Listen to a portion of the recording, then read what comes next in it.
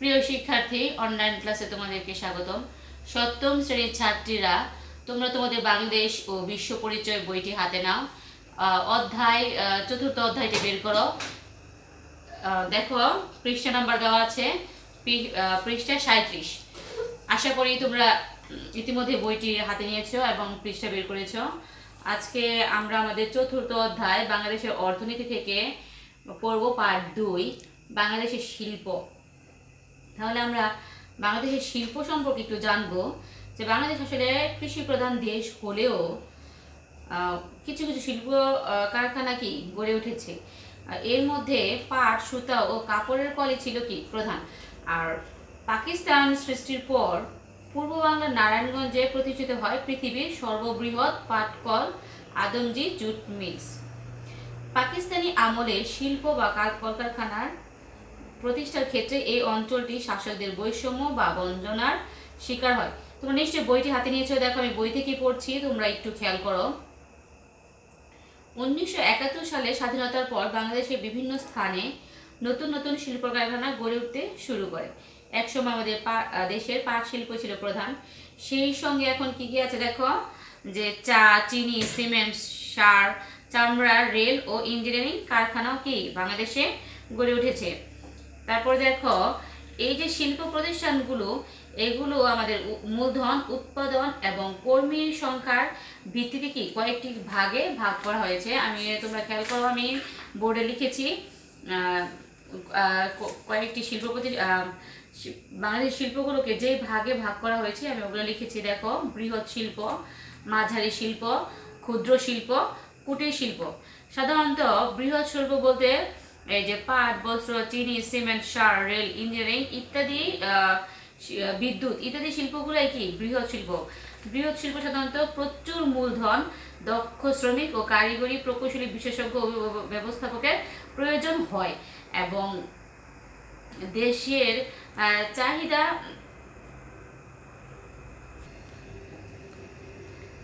এসব শিল্পের উৎপাদন ক্ষমতাও কি বেশি। দেশের চাহিদা মিটিয়েও উৎপাদিত সামগ্রীর একটা অংশ বিদেশে কি করা হয়, রপ্তানি করা হয়। তাহলে আমাদের জাতীয় অর্থনীতিতে কি বৃহৎ শিল্পের গুরুত্ব কি অপরিসীম। এরপর আমরা আসি মাঝারি শিল্প। মাঝারি শিল্প বলতে আমরা সাধারণত যে শিল্প প্রতিষ্ঠান কি 1.5 কোটি টাকার অধিক মূলধন খাটায়, তাদেরকে সাধারণত মাঝারি শিল্প বলা হয়ে থাকে। যেমন হালকা engineering, silk, ceramic, cold storage বা হিমাগার প্রভৃতি। এই মাঝারি শিল্প কি করে, দেশের চাহিদা পূরণ করে এবং অনেক লোকের কর্মসংস্থানের মাধ্যমে কি জাতীয় অর্থনীতিতে গুরুত্বপূর্ণ ভূমিকা রাখে। তারপর আমরা আসি, দেখো, ক্ষুদ্র শিল্প। ক্ষুদ্র শিল্প সাধারণত কি যে 1.5 কোটি টাকার কম মূলধন খাটিয়ে যে কারখানা বা প্রতিষ্ঠানগুলো চলে, সেগুলোই কি ক্ষুদ্র শিল্প হিসেবে ধরা হয়। যেমন চাল কল, ছোট ছোট জুতা বা প্লাস্টিক কারখানা, খাদ্য প্রক্রিয়াজাত শিল্প এর উদাহরণ। আমি আশা করি তোমরা বুঝতে পারছো। তারপর খেয়াল করো যে কুটির শিল্প। কুটির শিল্পটা একটু ভিন্ন। কুটির শিল্পটা কি আসলে, কুটির শিল্পের মালিক কি থাকে, নিজেই একজন মালিক থাকে এবং বা তার পরিবারের সদস্যদের দিয়ে কাজ করিয়ে বা কি করে উৎপাদন করে কুটির শিল্প পরিচালনা করা হয়।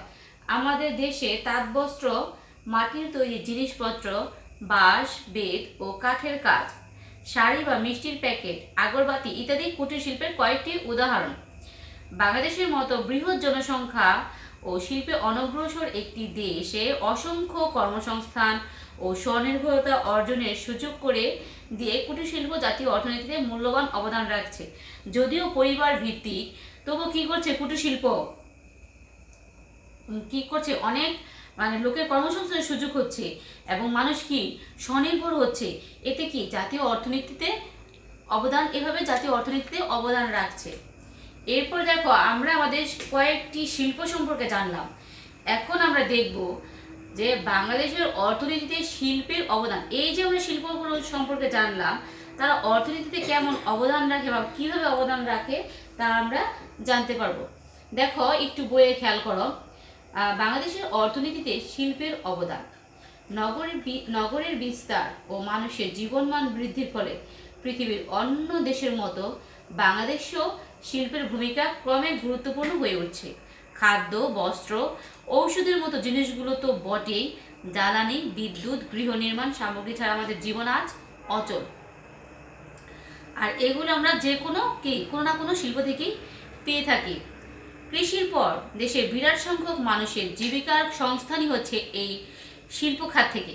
তাহলে আমরা জানি যে আমাদের দেশ কি কৃষি প্রধান, এরপর মানুষ কি এই শিল্প খাতেই বিভিন্ন ধরনের শিল্প খাতে কি কাজ করে তাদের কি করছে, উপার্জন করছে বা জীবিকা নির্বাহ করছে। বাংলাদেশে গার্মেন্টস শিল্পের প্রসার লক্ষ লক্ষ মানুষ, বিশেষ করে নারীদের কর্মসংস্থানের সুযোগ করে দিচ্ছে। আমরা জানি যে কি গার্মেন্টস শিল্পে কি পুরুষের চেয়ে নারীরাই বেশি কাজ করে। তাহলে এখানে আমাদের নারীদের কর্মসংস্থানের সুযোগ সৃষ্টি হচ্ছে এবং দেশের কি অগ্রগতি সম্ভব হচ্ছে। এবং শিল্প খাতে কর্মসংস্থানের সুযোগে মানুষ কি করছে, শিক্ষা ও প্রযুক্তির প্রতি আগ্রহী করে তুলছে। এতে আমাদের কি আধুনিক প্রযুক্তি ব্যবহার করে দেশের গণ্ডি ছাড়িয়ে আমাদের বিশ্ব নাগরিক হিসেবে ভাবতে উদ্বুদ্ধ করছে। তাহলে শিল্পের মাধ্যমে কি আমরা অনেকভাবে উপকৃত হচ্ছি, আমাদের দেশ উপকৃত হচ্ছে এবং আমাদের কি আয় বাড়ছে, জাতীয় অর্থনীতি কি হচ্ছে, অগ্রসর হচ্ছে। তারপর দেখো বাংলাদেশের শিল্পে ভবিষ্যৎ সম্ভাবনা। এখন আমরা শিল্পের অবদান সম্পর্কে জানলাম এবং ভবিষ্যতে কি হতে পারে সেটা আমরা জানবো। দেখো বাংলাদেশ একটি শিল্প সম্ভাবনাময় দেশ। এর রয়েছে বিশাল জনসম্পদ। এখানে অপেক্ষাকৃত কম মজুরিতে দক্ষ ও অদক্ষ উভয় ধরনের প্রচুর শ্রমিক পাওয়া যায়। ফলে বিদেশি বিনিয়োগকারী এদেশে শিল্প স্থাপন ও বিনিয়োগ করতে আগ্রহী হন। গার্মেন্টস শিল্প এর একটি বড় উদাহরণ। আমাদের দেশে কি শ্রমিকরা অনেক সময় কি হয় না, দক্ষ হয় না বা অদক্ষ থাকে, কিন্তু এতে কি তারা কম মজুরিতে কাজ করে। এই জন্য বিদেশের বিভিন্ন বিনিয়োগকারীরা কি করে, আমাদের দেশে বিনিয়োগ করতে এবং শিল্প কারখানা প্রতিষ্ঠা করতে কি হয়, আগ্রহী হয়। এদেশে তো এই পোশাক আজ বিশ্বের বাজারে সমাদৃত। গার্মেন্টস ছাড়াও অন্যান্য শিল্প বিদেশিরা পুঁজি বিনিয়োগ করতে আগ্রহ দেখাচ্ছে। তারপর দেখো বন্দর ও পরিবহন সুবিধা বৃদ্ধি, বিদ্যুৎ ও গ্যাস সরবরাহ ব্যবস্থার উন্নতি, ওয়ান স্টপ সার্ভিস চালু করার মাধ্যমে সরকার শিল্প খাতে বিদেশি বিনিয়োগকে উৎসাহিত করছে। এইসব পদক্ষেপের ফলে আগামীতে দেশ নানা ধরনের শিল্প কারখানা গড়ে ওঠার সম্ভাবনা দেখা যাচ্ছে। এই যে সরকার যে বিদেশের বিনিয়োগকারীদের যে সুবিধা দিচ্ছে, এর কারণে কি হবে, আমাদের শিল্প কারখানা কি গড়ে ওঠার আরও কি বেশি সম্ভাবনা রয়েছে।